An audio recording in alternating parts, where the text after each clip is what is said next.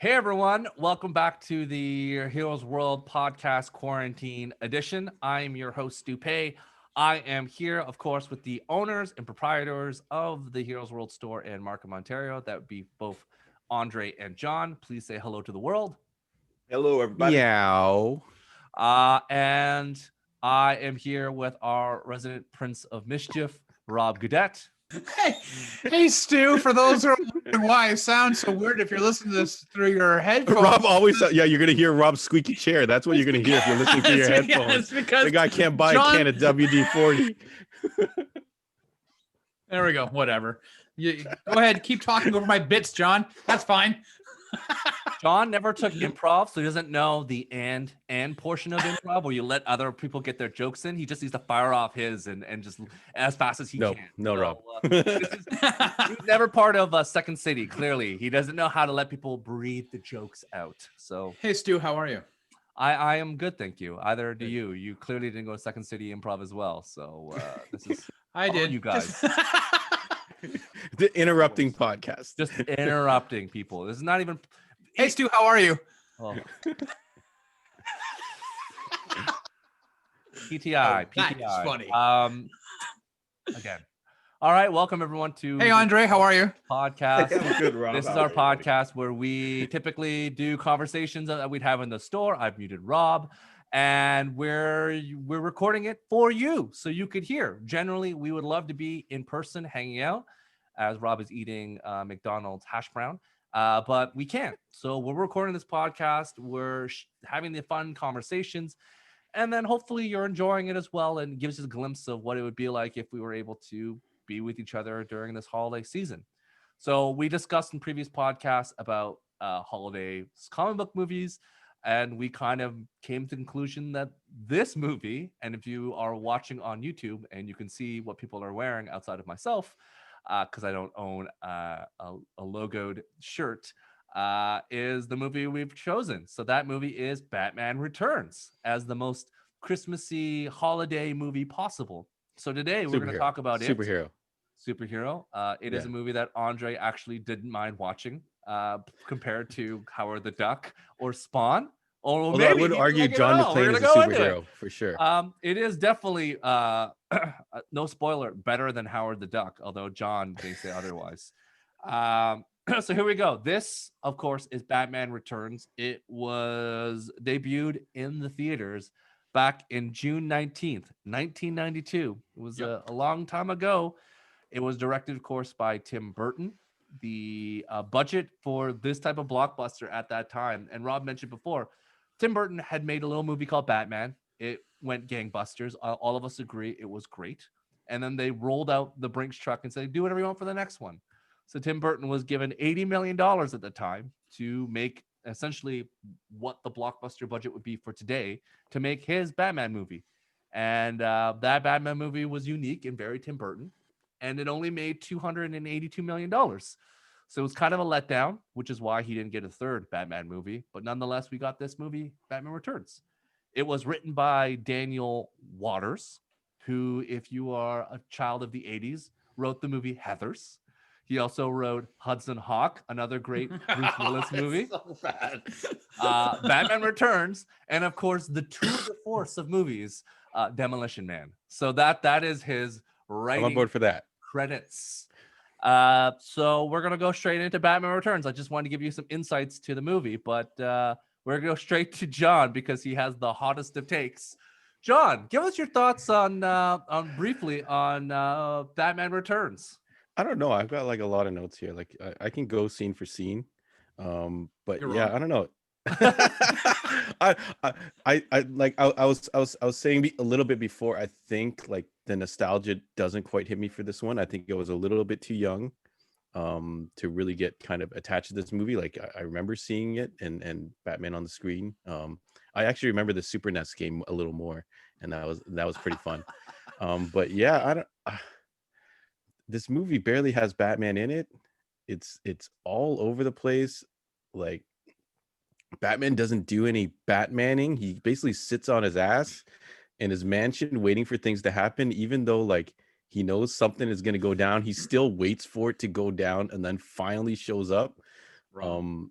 the only proactive thing he does as Batman is he pulls up in the Batmobile randomly driving around on the night to see Penguin in the Hall of Records and kind of just pulls up the Batmobile, stops, looks in the window and goes, "Hey, yeah, that's Penguin. He's definitely up to something." But I really hope he finds his parents.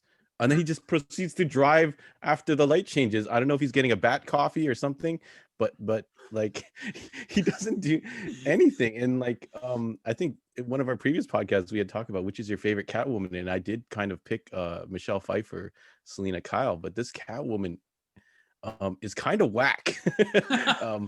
The 9 lives thing, it does fit in with Tim Burton's motif, like having a character that can die 9 times. The costume is iconic. Her acting in it is solid, like the way she plays it and things like that. And even Danny DeVito, the way he plays the Penguin is very cool. But character wise, like this is not based off the comic, I would say. Like I don't know like where they kind of got that from. And Penguin like definitely could have, like I feel like I'm just gonna keep going on. I have many other lists. I have a list of things that Batman sat on his ass and let Alfred do. I've got a list of how many people he murdered in this movie. Dude, this is no different than Batman. He has a butler for sure. Okay. We're gonna I'm gonna let Andre go because Andre has some thoughts too. So Andre, what are your thoughts? So this is another I'm not even going to air quote classic movie, but this is another movie that's always talked about when they talk about superhero movies and stuff like that. And they say, oh yeah, you know, Batman Returns, huge cast, a lot of great actors and stuff, and Tim Burton, you know, returning to do it. But this movie is almost unwatchable. Again, going back and rewatching it. Yeah, Rob, this movie's a disaster. You're a like, disaster. Shut up. I am a disaster. Here's the thing. You know, when I first saw it, what year was this, Stu? 92? 92. So I'm in grade 12 or 13, right? So I'm like 17, 18 years old. Even though I've been reading comics for a long time, you know, it's just like it's I maybe didn't know as much as I know. Like I'm still, you know, still in high school, whatever. Works perfectly then. You go watch it now with any type of intelligence. The movie doesn't know what it wants to be. Is it serious? Is it comedy? Is it whatever? Like there's just so many stupid moments in it, like the giant penguins with the rockets, the penguin like what the shit was it? Like you look at Batman 66 and it built its world. Right. And yes, it wasn't, you know, out of the comics or whatever. And it had its campiness. But this, it's like, is it supposed to be dark? Is it supposed to, like, I didn't know. Like John was making fun of the Michelle Pfeiffer thing. It's almost like they didn't take this seriously. Like when she's licking herself and all the cats come around and resurrect her. It's a disaster. Like it, especially coming off of, you know, the Batman. First one where at least it was a little bit more grounded and serious, but this one, like it was, you know, too much. You can say, oh, it's stylized, and that's what you get when you ask Tim Burton to do it. But I think this is one of those movies that shows you there's certain people that you should not ask for their interpretation of something, knowing, you know, what you would get and handing them the blank check. But again, as I stated, look at the actors. The actors in this movie of that time, like even Christopher Walken was in it, right? Like it's just like the best part of the movie. You don't get that caliber of actors in as an ensemble in many types of movies, and it was wasted in this. You know, like yeah. I think that the phrase is now they went full J.K. Rowling. They went. When you get full control with no edits and nobody to give you notes, this is the movie you get. And I think that was part of his contract, though, that he gets to do whatever he kind of wants, right? Yeah. Like, you can see it, J.K. So I can appreciate it for that. It did look very quote unquote Tim Burton. But at least Rowling, you can forgive because she's not a director.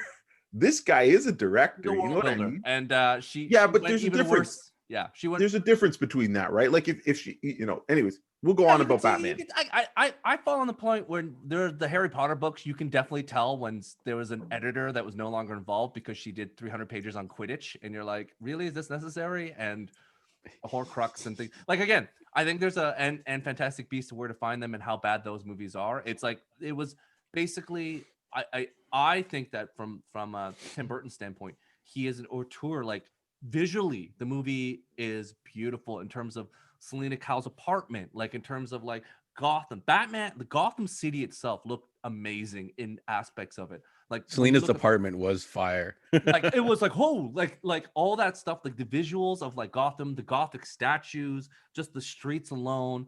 The I don't see like Bruce Wayne's mansion has never looked more awesome. I give gripe that the fact that there are giant Batman lights in the building that shine. Batman lights that shine. Yeah, I was like, wait.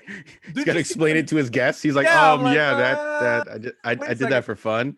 In the night, I get that it would hide it, but if you drove by it, Andre, you're like, oh, Wayne Manor. All of a sudden, these lights are shining Batman signals inside the house. You're like, huh.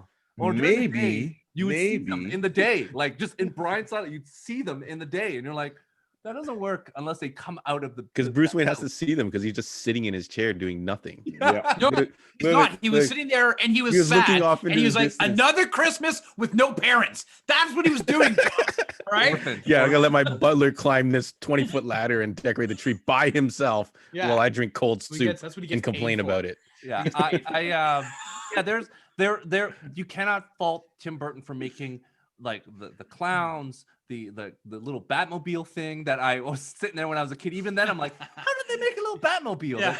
Like, I'm like, stupid. How did that work? Like, even when I was a kid, I'm like, that's weird.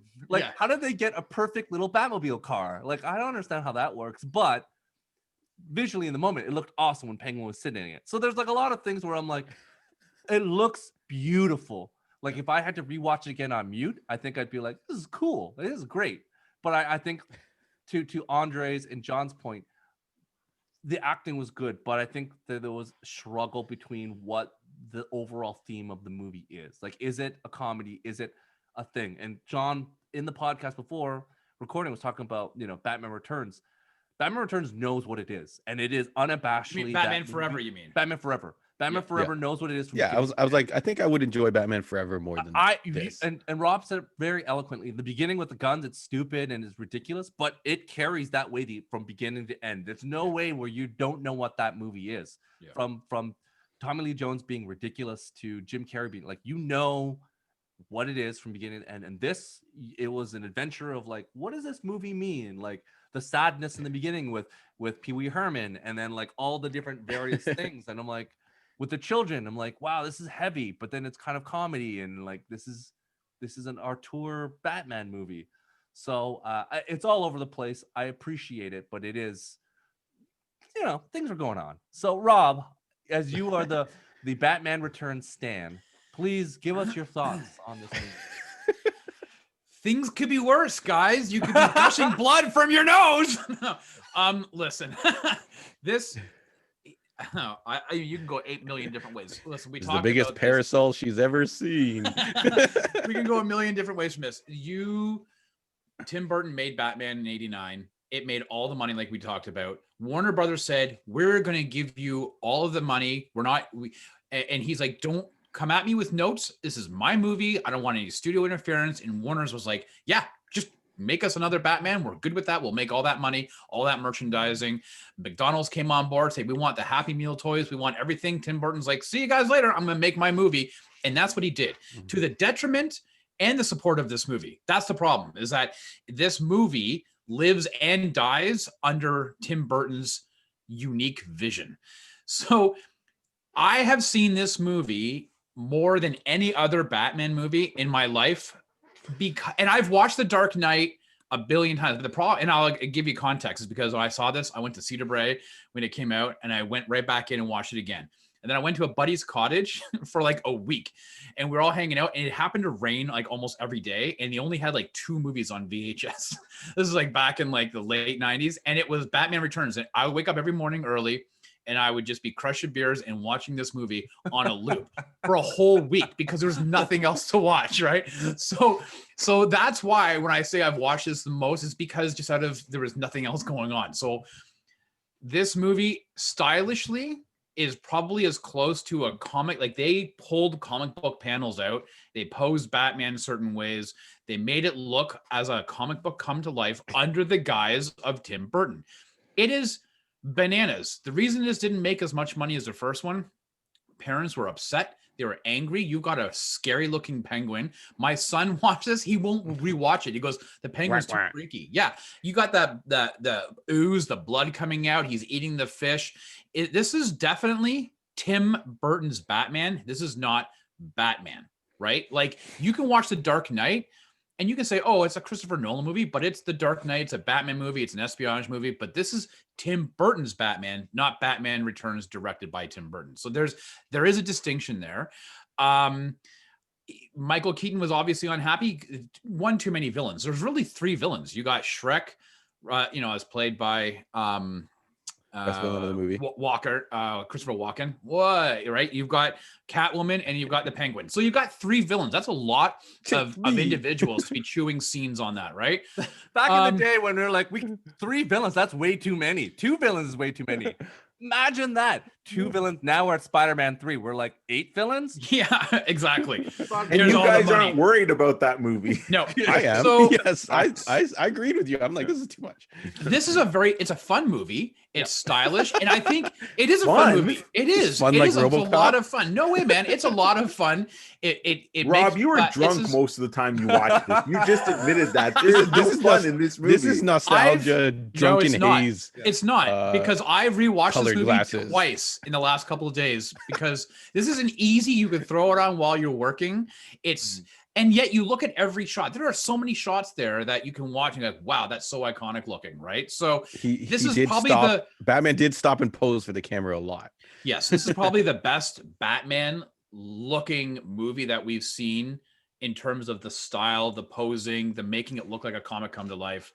Catwoman is amazing. And DeVito's interpretation of the Penguin, DeVito's portrayal of Burton's interpretation of the Penguin is fantastic, but it is a whack movie. Let's not mince words here. I love it, but I'm a Tim Burton fan, and this is a crazy Tim Burton Batman movie. So if you've never seen it, you have to go in with the understanding of this is not Nolan's Batman. This is Tim Burton doing Tim Burton. This is no Batman as you've ever seen it before, Batman. Yeah. And you'll never see it again. And you Thank know what? God. But it holds a special place because, listen, this is the same guy who 3 years made the other Batman, and that's not a Tim Burton Batman. The only thing that made it was the dark Gothic style. This is him unleashed. And if you know that, enjoy it for what it is, because it is amazing. But why is that a good thing? Like, sometimes you shouldn't be unleashed on something, especially if you don't own it. Yeah, go nuts on your Nightmare Before Christmas or whatever you created. But again, I'm surprised that this movie, after watching it again now, I'm surprised that it got past these preliminary things where he says, oh, I want to, blank check me. And then they showed him, hey, I want my penguin to look like this. Like, where was, Andre, I know he's got no oversight, but again, at some point somebody said, this is our money here. Here's the thing. History is doomed to repeat itself. We got Nolan to do his Batman. He did 2 great Batman movies. In the third one, we're like, wow, that's what you're doing, Christopher Nolan. So I'd watch it over this. We had that one where he did you're 2 nuts. good ones, and a third one that you're like, wow, this is awful. Then you look at Zack Snyder. They're like, okay, well, we'll change it. We'll give it to a guy that's a comic book guy. And then Zack Snyder gave us Batfleck, and then we had those movies where it was like Batman v Superman and Justice League, and we're like, this is the Batman we're getting. So like, in Pattinson we trust. Like, this is what happens. Like, but I think at the end of the day, as much as we hate, like, as much as Kevin Feige is like given credit, but also like Kevin Feige is like, again, there's a point to have someone has an overall vision and picks the right person, because there's hit and misses. Because again, I think Nolan's movies are great, but the third one's not that great. And Zack Snyder, like, and look, Matt Reeves is now doing it. And so far, Andre, you're cautiously optimistic. Maybe it'll be good, but you don't like already the way the Batman looks because he doesn't look, with the long hair or whatever. So we don't know what's going to happen. But you know what? It's actually kind of funny because we have Batman, who's arguably the most popular superhero and probably the superhero that in the movie media and television media is done the most. Spider-Man or him. Yeah. Okay, but again, most people like, there's just a lot of love for Batman. And while there's so many interpretations of it, how come it almost seems like there's more misses than hits for relatively a very basic, easily to understand character. How is it that something gets so not, I don't want to say wrong. How about I say misinterpreted? I'll tell you why, Andre, because after Batman Returns, when McDonald's were pissed, like, we can't give away these toys. Parents were angry and writing letters to Warner Brothers. Warner Brothers stepped in and said, never again. We are now have full control. And these are not comic book people. They were actuaries, they were bean counters, they were executives who sat up on their pedestal, who have their own Alfreds. They were the people that said, we'll call the shots from now on, because look what happened when we gave it to somebody else. So that's why there's more misses than hits, because you don't have people who are passionate about the character running the ship anymore. They're just to Rob's point, they went the other direction, Andre, where they went all way too comic book, and then went to the other direction, and then that eventually tailed off, and they're like, let's go back to Nolan. Nolan was like, I have a pitch for Batman, and then it went back to serious tone with Christian Bale being Batman. And if you remember, Batman Begins wasn't fueled by a toy line. It was an accompaniment. Whereas those other Batman movies were all fueled by the toy lines, right? Well, that's why when you guys did your worst movies, that's why I would argue that Green Lantern is worse than, was it Forever? Batman Forever? No, Batman and Robin. No, Batman and Robin. Yeah. Because again, at that point, after 3 or 4 Batman movies, you knew what you were getting with that. No, that's that why to me, though. I know, but I would watch that one over Returns. Like, it's for sure. That's what I thought, Andre. Until you watch it, and you're like, I'm out of here. So that was my first question. Is that, anyways, is this Batman the worst one? Andre's answered it. In his eyes, this is the worst Batman movie. Is that correct? Yeah. Okay. All right. Okay, John? hold on. Wait. I would say it's the worst interpretation. Yeah, no, I would say it. Yeah. I really hold on. I really didn't like Ben Affleck. We'll come back. We'll come back. We'll give you a second. John, is it the worst Batman movie? No, I think definitely. Unfortunately, I was in Andre's camp, and I was going to say, Batman and Robin is slightly better, but it's not. It's Batman and Robin is pretty brutal. You watched it recently. I would put that at the bottom, and this would be next, because it does have stuff like Michelle Pfeiffer, Danny DeVito giving good performances. It does have the '89 Batmobile, even though it does some silly ass stuff. I don't know if we're gonna get to that later. We will. Yeah. And Keaton, even though he didn't do anything in this movie, I think his Batman is definitely 100 times better than Clooney's Batman. Yeah. Rob? No, this is not the worst Batman movie. It's the second worst. Then no, it's not. Not by. It's not the worst. It's the second worst. No, you're mental. No, not by a long shot. So where do you put it on the scale? Third worst? You like Forever or this better? No, I like this better than Forever. So it's fourth worst. But John, we just worry about the worst. It's the Olympics. You don't care about bronze. You care about gold, and you care about who finished last. It's first and last. That's all you care about. So that's fine. Andre, we're going back to you. Is this the worst one? Considering there's also Batman v skates Superman. popping out of people's boots. At least Batman 66 is fun, the movie. With the shark repellent and the when bomb. he's running with the bomb. Yeah, Batman does walk around with a bomb in his hand, and this one going, what am I going to do with this? I would say around. I'm sticking by this, but I will say that I think that have you watched Batman and Robin recently? Like, I have, and when was the last time you watched it?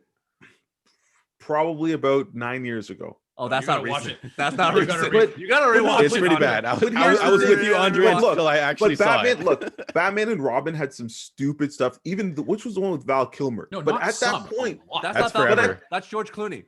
No, but I said even the one with Val Kilmer had some stupid points. But at that point, I knew going in it was a comedy, and like you said, it was to sell action figures, and some of those bat suits look cool.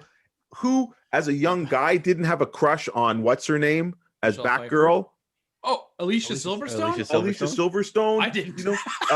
Chris O'Donnell is Robin. Anyways, I more rewatchable. Sure, like Keaton is I would say a better Batman than those other guys, but this movie was just like you said, the Penguin was just so stupid. I'm sticking by it. Yeah.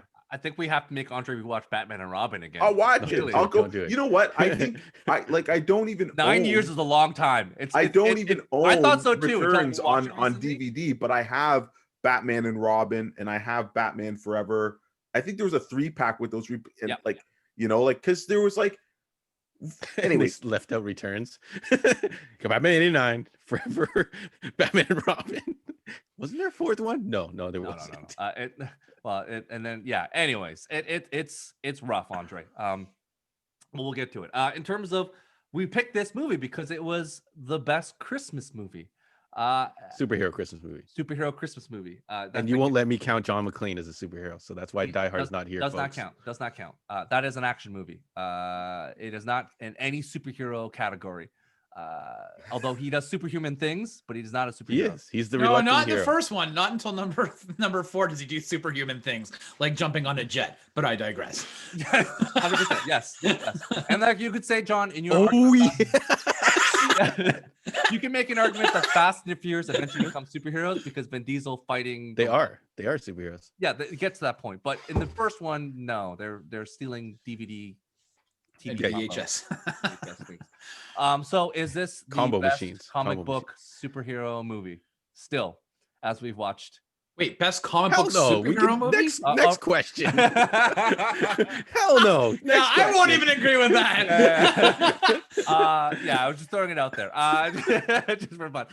In terms of the let's put it in context of best superhero Christmas holiday movie. Is it the best one? Rob? Because we had Do we have a list of what else? We had Shazam. We had We have Iron Man 3. Iron Man 3, Shazam. We had Batman Returns, and that's pretty much the 3. You know, I actually just rewatched Shazam the other day.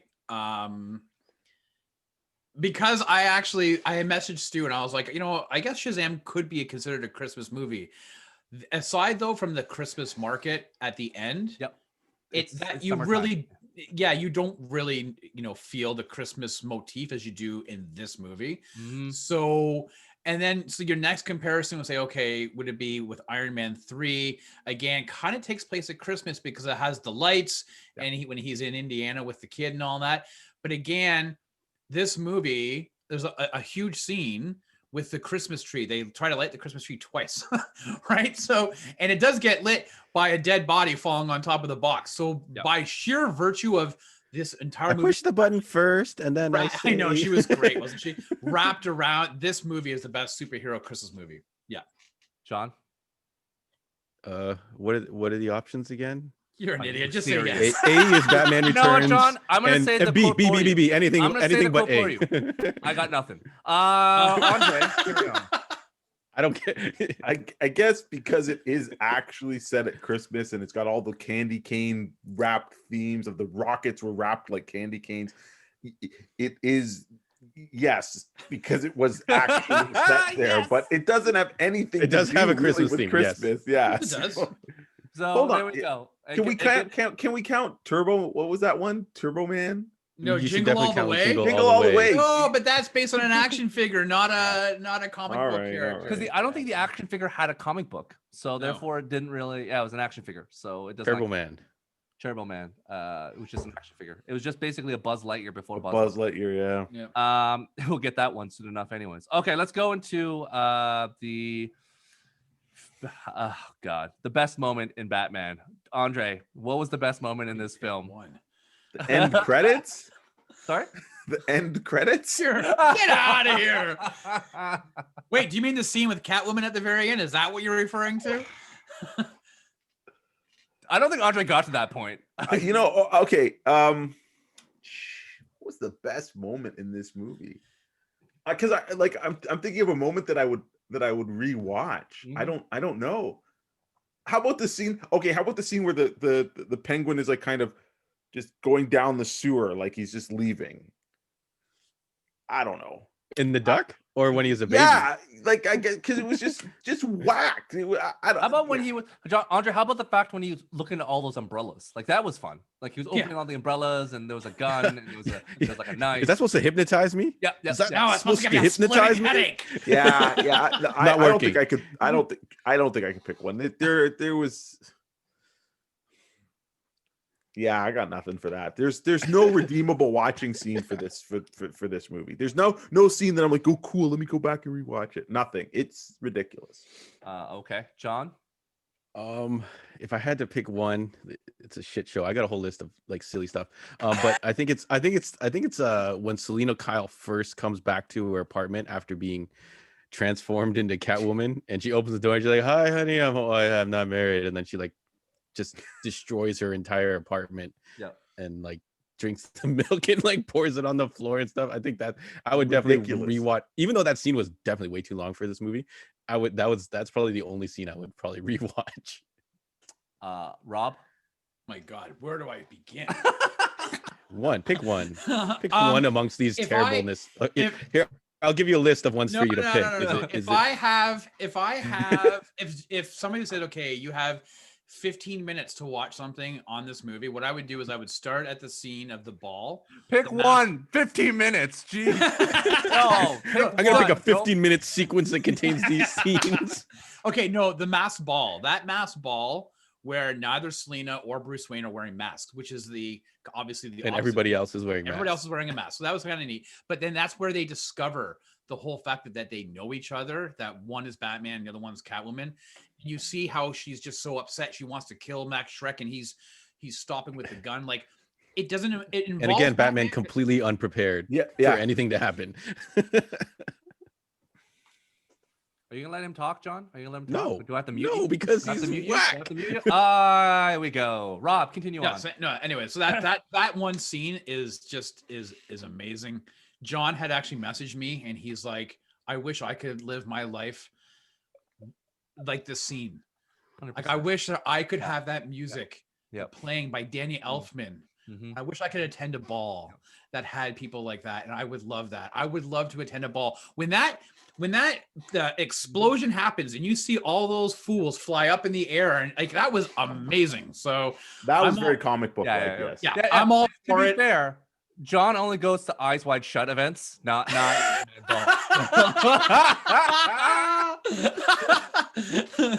That's why he was so offended. It's like, no, we all have to wear masks. We don't know who each other are. Yeah. No, but that scene is amazing. It's a great scene. Like the Danny Elfman does such a great job with the music setting the tone of this movie. So good. Yeah. So here we go. And now we're gonna do the opposite direction. What, Andre, is the worst / cringe moment of this? And this is now the devil. This is the Sophie's choice for you because clearly there's a lot you don't like. So what is the one? I think pick the one. Pick the one. The scene with all the cats, like when she falls, it's just yeah. That's cringeworthy because it's so like. Anytime the Penguin makes this, okay, I'll pick one, the cat one where she falls, Catwoman falling, just so ridiculous, right? Okay, when Batman's surrounded by bats in the Batcave, but when you're on the streets with all the but because the fall is so cheesy. Anyways, that's mine. Shout outs to Shrek for just not following through. Is she dead? Is the body? Where'd the body go? I just pushed her out of the window and it's a big. Oh, you're story back. High story. Selena Kyle. John. Selena Kyle. There's too many to choose from. I got like a whole list here.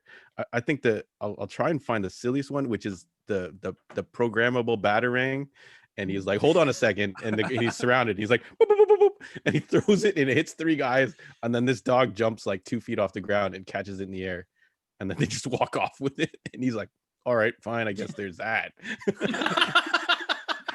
You're like, good job, Batman. And of course, none of his other gadgets worked except for his zip line at the very end, because he did a lot of climbing of ladders in this movie. I would edit together a montage of him climbing up ladders to get to where he needs to go. Rob, this is also a difficult choice for you because you love this movie so much. Because there's 2 scenes that I think are ridiculous, but if I have to pick one, is it Catwoman fondling the bat junk? No, that was awesome. If I have to pick one, I'm gonna go with the very end where Batman's talking to Catwoman. And then they cut back to her and they go back to him and he goes to rip his cowl off. Yes. And first of all, the cowl is so thin, but you can see the white because obviously he wears the black eye makeup, Yep. but then when they cut back to him, it's so obvious. Like it was just so obvious that he wasn't wearing his makeup. So you're just like, oh man, because the whole speech that he gives about being, split right down the middle, like that was so good. But to see him rip it off so quickly and so easily, but to have the white exposed of his skin, pissed me off. It never made sense to me when I was a kid. Honorable Why is he mention is ripping the his mask? honorable mention is the DJing of the CD, because CDs I was gonna say work that. way. I forgot about that one, man. Yeah, my I must have been biggest shaking my head and just missed it. yeah, my biggest thing was just, and I have to say it again, was just the Batman lights. It's like, why are there lights when you see that shining? Why are into there the house? two of them? Like, Why are there two of them? Well, like, there's more than two. It was four. It was four Three, lights. Yeah. Yeah. To hit every room? Captain Picard, catch how him many sitting on lights his do you ass? see? I see four lights, and there Yeah. were four lights shining into the house. I'm like, this is ridiculous. Yeah. But again, maybe if they had an internet, he would just have an app and his phone would buzz. But this is just unbelievable. So that was the point where I'm like, okay. In regards to Michael Keaton, we love Michael Keaton. What is this his best performance in a movie? Is this the pinnacle Out of all of his movies? in Pinnacle? Is this the best Michael Keaton performance? Rob, No. Come on, man. what is his Hey, best? What's his best movie? What's the best performance? That's a tough movie because he's a The very good cop. No, he's like, you could even go as what was the newspaper what was the one that a couple years ago where with the scandal, the churches, he was the Boston Globe. He was great in that movie. I think if you think Michael Keaton, the first thing you're going to think of if it's not Batman is Beetlejuice, and he makes Beetlejuice an amazing. That carries that movie. So I'm going to say no. Beetlejuice is probably his best out there. Way better than Jack Frost, which John told me is his favorite Christmas movie. So, John, what's the best Michael Keaton Is movie? Edward Scissorhands a Christmas movie out? Yes, this definitely, the best because Michael he Keaton delivers a movie? line. Yeah, he delivers a line and he goes, "Eat floor, yeah. high in fiber." High fiber.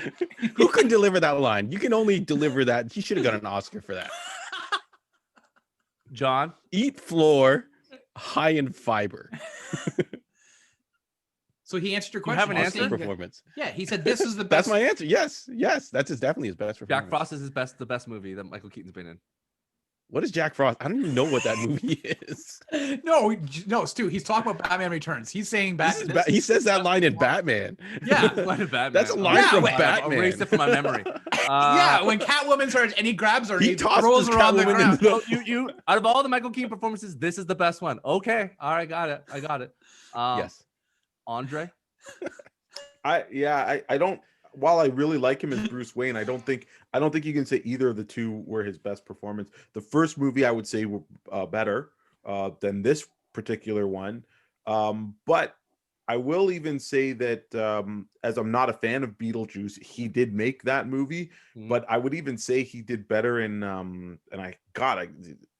the Spider-Man Homecoming, Yep. where he played Oh, Vulture. Yeah. Like I think that was better than even this. But I guess as an actor, sometimes you get better with age too, and you can really get into the nitty gritty with the roles, right? So yeah, I would not say this is his best performance. The movie Rob was gonna is say mentioning Birdman. is Spotlight. Spotlight, thank you. Yeah. No, I think he's good in Birdman. I really like him in The Founder as the guy that created McDonald's. He's really smarmy. That's right. Yeah. But the best Michael Keaton movie, and I will fight anyone on this, is Duplicity. He That's is true. like, I never saw it. Oh Michael yeah, he Keaton clones plays- himself. It's like and a so million he clones himself he clones himself, and the clone clones itself, and it's degenerative as to intelligence. So each clone that clones himself gets dumber and dumber. So like he just has the range of that movie. of So being it's a smart comedy? guy, Yeah. being a somewhat smart guy, being a really weird guy, and being like a complete like idiot. So it's like four Yeah. Michael Keatons, and each one is like, because like all the movies make sense. Like, well, I'll just clone myself, that'll be easier. But it's It's like a really- photocopying a photocopy. You start seeing, defects in the photocopies. It's a great movie. Andy McDowell, I think, is also the thing. Yeah. It's a great movie for the kids at home that haven't seen it. And Michael Keaton, who's done a lot of comedies and stuff like that, but he really has the range. And yeah, he's great in it. Oh, Oh boy. Okay, so let's go to and I think we talked about. I think we can all agree the performances were good. There are bits and parts that were terrible. But Mike, let's go to Michelle Pfeiffer. Is this the best Michelle Pfeiffer movie, Andre? Is she better than anything else? You know what? I really liked her with in that Harrison Ford movie where it was What Lies Beneath? What Lies Beneath. Yeah, I really liked her in that. Just because it to me it felt out of the wheelhouse. You know, especially even for Harrison Ford. Like I thought, like it was like, oh man, it was a thriller. It was good. Yep. I think they had some good on-screen chemistry. So I really enjoyed that performance for her. John? I think for me, I don't know what her back catalog is. I haven't really followed her. But the You fact haven't that watched Grease 2? Like you don't know about Grease 2? What about No. Dangerous Minds with the Coolio soundtrack, John? I vaguely remember that. No, but this is the only performance that I really remember. But I haven't really been like. I think she was in a movie with Zac Efron at one point too. But the fact that she let that cat lick her in the mouth, and then she had a bird in her mouth, Yeah, like she she actually put that bird in her mouth. Yeah. Like I think she deserves a lot of credit. Props for for that. And she learned the whip. She actually learned to do those whip tricks. So. Like, oh man, I got a replacement for the actual good scene, which is when she whips those mannequins and then she like wraps the whip like around her body. That's definitely the best scene. I let's not forget the time that she was in a movie with Jack Nicholson, Wolf. Remember that movie? Oh my Yep. I don't. Yeah, Jack Andre's Nicholson like, turns into oh a my God, werewolf. blocked it Central from his Park. mind how bad Wolf was. But Grease too. Okay, anyways, Rob, what is the best Michelle Pfeiffer movie? That's a really good question. I think she's like, as Andre said, she's got like a wide range of acting. I mean, we just recently saw her in Ant-Man and the Wasp. Yep. I wasn't a fan of her, of that portrayal of the movie. I would say, you know what? I would say this probably, I mean, listen, John just mentioned, she learned the bullwhip. She put a live bird in her mouth. And that scene of her doing the backflip out of Shrek's department store and then delivering that line of meow, like that she did that. That's her. It's not a stunt person. So I think in terms of like, if you look at everything that she had to put into this for that character, you got to go that this is probably her best performance. Yeah. The answer is Dangerous Liaisons. Rob. I knew you were going to say Dangerous Liaisons, man, but that's such a sleeper of a movie. Oh God, it's so great. Glenn Close, her and Malkovich. John Malkovich. This is something that the viewers at home will fall asleep. They're like, yes, what a boring movie. I love it. She's great in it. No way John or Andre would ever be able to survive. I actually thought you were going to say Lady Hawk. There's this thing. Okay. All right. So finishing off the trifecta of bad guys, Danny DeVito. Danny DeVito does a really good performance, but is this the best Danny DeVito performance? I'm going to let Andre's thinking. Rob, go for it. Oh God! Is this his best performance? I mean, he's been in a lot of shows.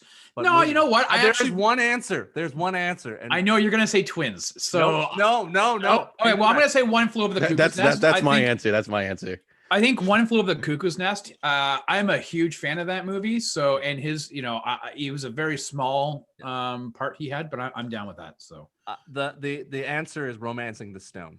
That is the best Danny DeVito. That was like Throw Mama from the Train. I mean, if you start to think about all those movies, right? Like he's been in a lot of things, but like really best Danny DeVito is like he's just full DeVito in that movie, just as with Michael Douglas, and that was with who was it? Was it no? Who's the? It's Kathleen Turner. Kathleen Turner. Like that movie's totally awesome and totally rewatchable. And it's Michael Keaton just being. Is it like his being, best Michael performance awesome. or the performance we enjoyed him best in? That I guess think it's two both. different questions. I think it's both. Okay. I think like the thing, like he does a really good performance in as the Penguin, but like he just gets so many better one-liners and just like the dynamic of him working off of Kathleen Turner, and just again, most of the people watching this aren't old enough to watch my movie picks, but do yourself a favor and watch it. It's great. But you know what? If you think about this, of his role as a penguin in this movie, and compare it to what John Leguizamo did in Spawn, which we reviewed a couple weeks ago, that's a pretty fair comparison of the two. And then you can just see how much more elevated Danny DeVito is as that type of a character. But it was also DeVito's Penguin is also a little bit more serious, sinister than the clown. Like this is still the guy's playing the clown, right? He got more stuff to play. Yeah, he got more stuff to play off of. Yeah. So. And then finally, the tour de force, which is Christopher Walken. Is the best Christopher Walken performance, the best movie. John, you already are ready to go. What is this the one? Well, he was clearly the best part of this movie for me with the hair and everything like that. Yeah. But I like him in the rundown a little bit more because he's more comical. I think he probably plays and that Weapon of Choice music video was freaking amazing. But yeah, but the rundown, you know, I built you guys a town. Rob? No, you know what? I mean, I really like King of New York, but I'm going to say Pulp Fiction. I mean, some people might go with The Deer Hunter, but Pulp Fiction, that scene of him talking about this watch and how he smuggled that, his father smuggled that watch, and how he had to smuggle that watch. And now I'm giving it to you. Like, that whole scene is just fantastic. So I'm going to go with Pulp Fiction as probably his best role. Andre? Man, he's always memorable on screen. I think it's just a matter of how much you like the movie that he's in. And I gotta say, Man on Fire with Denzel Washington. Oh yeah. And he was great in that. Yeah, and that wicked moment. And he played it straight. He played it straight. He's a virtuoso. And he's just like, hey, he's painting his masterpiece, and he's eating while telling this Mexican cop that he's just gonna kill everything. And he's just like, just stay out of his way. He's painting a masterpiece. Like, I love how he delivered the lines, and in that movie, he felt like that part.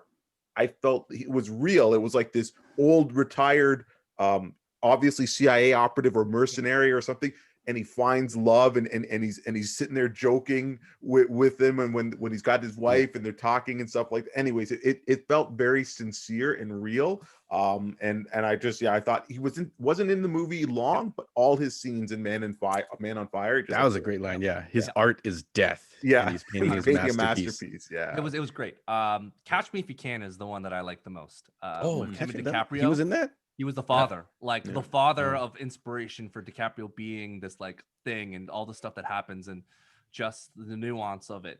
He's really good, and with him and DiCaprio in a scene together, I'm like, oh my god, this is great. So again, for the kids out there that haven't seen it, great recommendations from us to watch, whether it's Man on Fire, Dangerously, The Rundown, and Twins.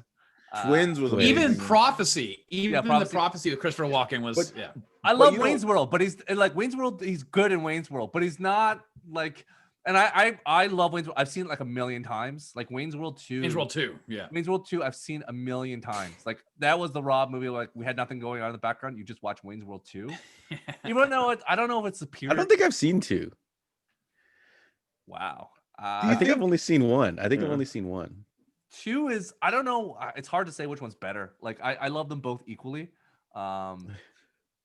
But yeah, it's a thing. I think this has made me want to watch Romancing the Stone, because that movie was so much fun. I wonder if it holds up. You know, didn't they get a sequel too as well? I think it did. They had I 2. felt like it did. Yeah. So War of the Roses was the final one. Oh, War of the Roses. Yes, that was a good movie. Yeah. I think we all have to go back and watch pure like Michael Douglas and just be like, oh, this guy was a freaking movie star. Like, what was that Black Rain, man? Remember that with Michael Douglas? Oh, that was we can talk about like we love The Game. Like that is the Michael Douglas movie. David Fincher. Game is the like just the hotness. Like anytime it's like Michael Douglas, I'm like The Game. The Game. The Game. Yeah, it was awesome. You know what else is a really good movie, guys? Batman Returns. No. We've moved past. Sorry. We're gonna, this is a Batman Returns review podcast. It's not the hey, let's talk about other character actors podcast show. All right.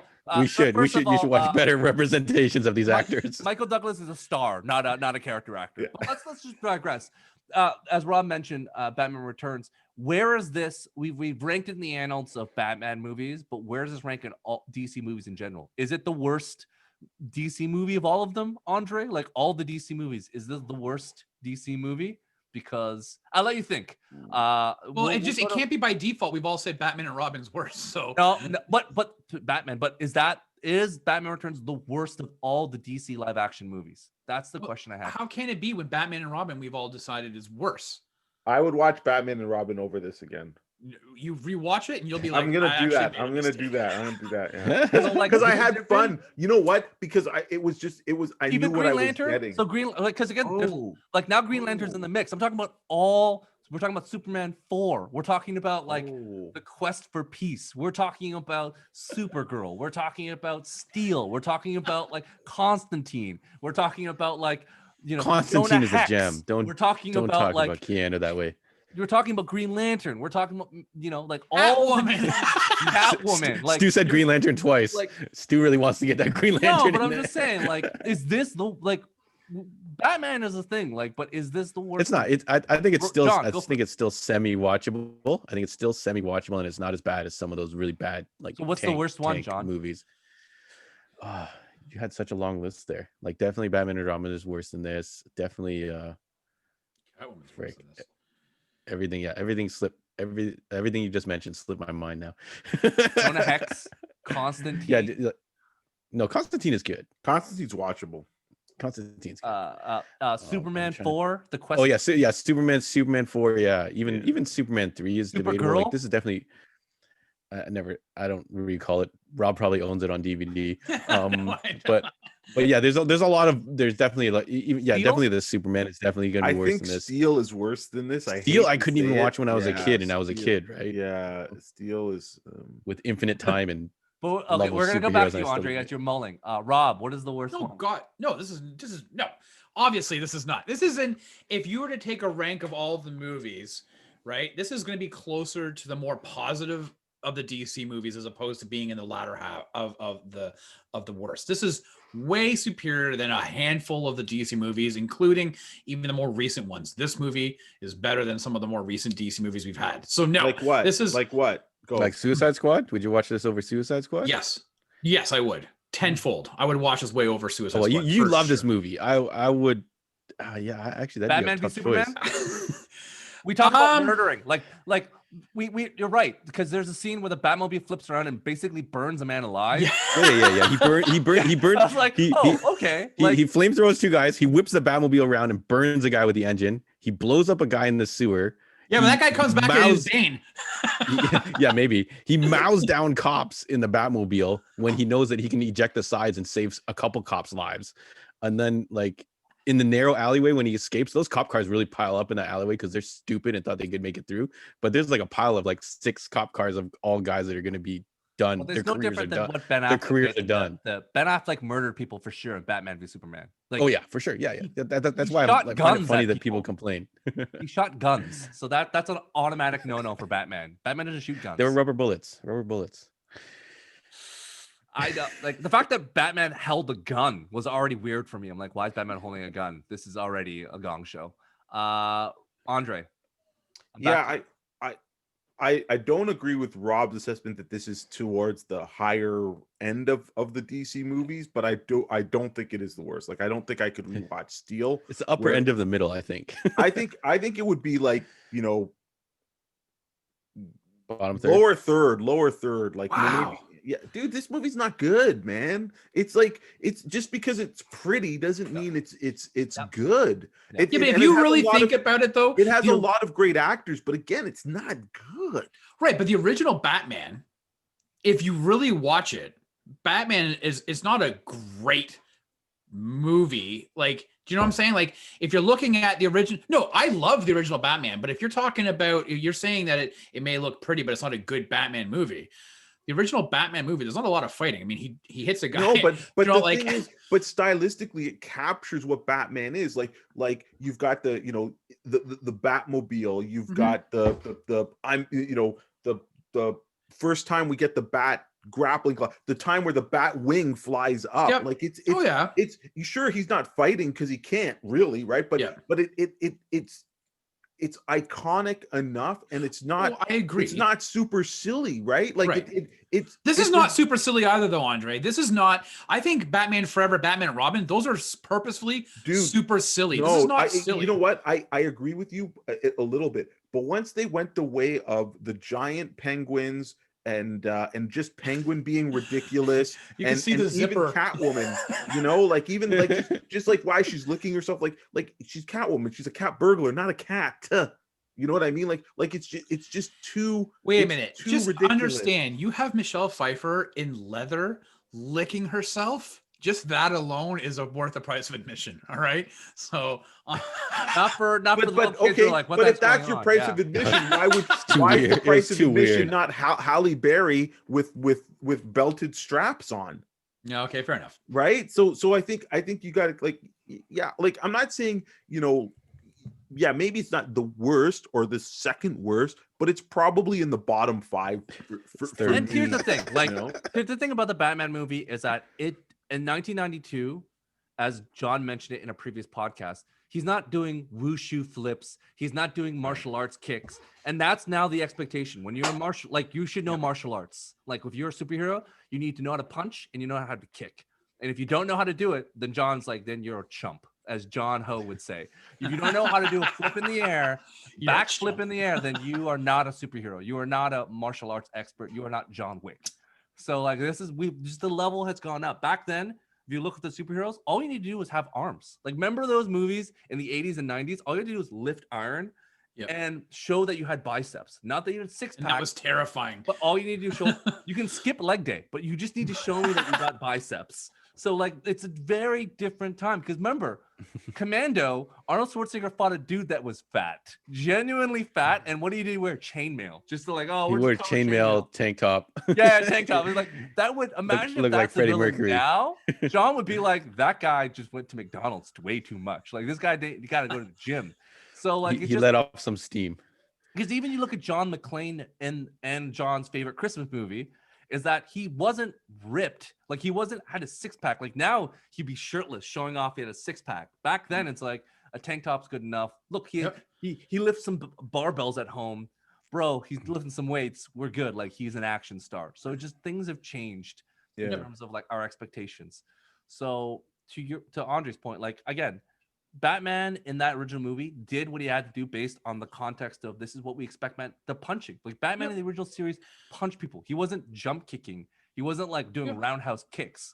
He was doing the Pam and bows and whatnot. And he, Tim Burton goes the highest of highs and the lowest of lows into Yep. No, I we agree. can all, agree. There is fan service, totally, but the nuance of like what that movie did to the industry and how it changed Batman specifically, because Batman became Batman after that movie. He was campy, and then he became the Batman that we now base every Batman on, a dark, brooding Batman that everyone's Bat God. So it's done things to the industry that was different. It makes me want to watch this movie again. I'm gonna throw it on. It's just so damn watchable. That nostalgia drug, Rob. You got it. Wow. Maybe you should have a few more beers while doing it, Rob. That's the thing. Yeah, what was in that large coffee? Was it really coffee? Like yeah, was there Kahlua in there? Like what's going on? It's just so fun. Okay, well, I'm sure we could talk more, but I think the people at home are like, please stop. Here we go. John and Andre, where can they find you guys, more of you at this time? Tell us the people where they can find you at this moment. Yeah. So as of this broadcast, I guess it'll be Wednesday. We'll still be on the lockdown. We'll be a day away from Christmas, so we are open for curbside. The dates and times are posted on all our social media. So Heroes World Online on the Instagram, Facebook, and even the website. I'm getting the website updated. If you need anything, you can call us during the hours of those curbside. We can set up orders for you, or you can message, email, whatever method you like, and we'll get it, and we'll set you up as best we can. And then if you're listening to this on the audio, the Heroes World podcast, iTunes, Spotify, Deezer, whatever you're using, please subscribe, rate, give us a review. It really helps out. Andre? So as John said, we are on lockdown. So reach out to us any way, shape, or form you can. We will get back to you. We are in the store on those curbside days, so you can call, and we're still doing our best to make recommendations, suggestions, and stuff. We're posting a lot on social media, so our Facebook page or Instagram and stuff. So if you can, or first of all, thank you for liking, sharing, all that stuff. But if I'm going to still ask you, please continue, like, share, and even comment on those posts, because those comments go a long way. It doesn't have to be anything. Like if we post up a new board game or a new comic book and you like the cover or the box art, just say nice, because that will spread how many people see it. And if you feel so inclined, maybe give us a review or a recommendation on Facebook, because then your friends will see that you recommend or that you checked in, and maybe they aren't aware of what we are, or who we are, what we do, and that would be much appreciated. Rob, where can people find more of you? Yeah, so I'm on Twitter and Instagram at Rob Gadet. First of all, for those, today it's the 23rd if you're listening to this. So for those who celebrate, Merry Christmas. I hope you're having a great day. If you are a fan of this movie or the Michael Keaton version, guys, check out the Facebook page of Heroes World. They got his amazing Diamond Select statue. That is amazing. It would make a good last minute gift, or maybe something for the new year for those. And also, if you're listening to this and you're thinking, you guys have mentioned the worst movies, go back and check out the the YouTube page, the Heroes World Sidekick. We've been running down, John and I, the worst movies, and I believe next Monday, the 28th, we will have the finale of which is the worst comic book movie. We know Batman and Robin will likely be in that category, and it may face off against Superman 4. We'll see. So please, if you haven't been listening to the episodes, go back, take a listen, and join us live Monday, the 28th at 8 o'clock as we crown which is the worst movie. Yeah, I think it will be interesting to see what happens. I hear rumors that we will one day do a commentary of one of these terrible movies that we'll record. And at home you can watch. I think with us. I gotta tap out for these terrible movies. I think that's it for me. If there's enough interest out there that we will record a podcast, and you can just basically play your video at home and watch it in sync as we make fun and talk about this. But that is a rumor out there, and we'll see if we get enough imprints. And if that's, I like that. See, John put this on. He's like, I don't want to watch these horrible movies anymore. But guys and girls, he does. He really enjoys it. John volunteered this. That was I sure as heck didn't say yes. I avoided a lot of these movies back in the day, and now it sucks that I'm. But for entertainment purposes, we do it for the people. So the more people are interested, the more interest there is, then we will take a suggestion from the people, and we will do a commentary track out there for the special people out there. So let's see if that happens. If not, I'm just putting it out in the world. Anyways, be safe out there. Please support your local stores if at all possible. Support Heroes World, support anyone wherever you're listening. Support your all small business. They really need your help at this time. It looks like quarantine is going to go way into the new year, so whatever you can do, any small minimal purchase is most welcome, and help out. And as well, make comments on this video, on other videos. That will, again, to Andre's point, get exposure and get more people to know that the store exists, and that we can help them out during these difficult times. And let's all be there together. Okay, so thank you all for listening and slogging through this movie. Again, maybe if you guys want, and you can see the disdain in both John and Andre, we'll have to watch it again. So if that's what the people want, then that's what we're gonna do. So let's get more likes, let's get more shares, and we'll do it together. And the snarky Mystery Science Theater 3000 edition will come out. So let the people get their votes down, or clearly they can make us watch Steel, which would be even worse.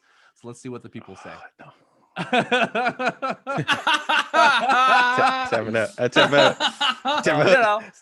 This is you guys are really gonna have to like and subscribe and push. We're gonna make a number, and then if we get to that point, we'll let you guys decide. So that will be in the future. So anyways, thank you again. Happy holidays, those all out there. I hope you're having a good time, safe time, and we'll see you all again. See you later. Thanks, guys. Bye, everybody. Thank you again, Stu. Happy holidays, folks. Bye. See you.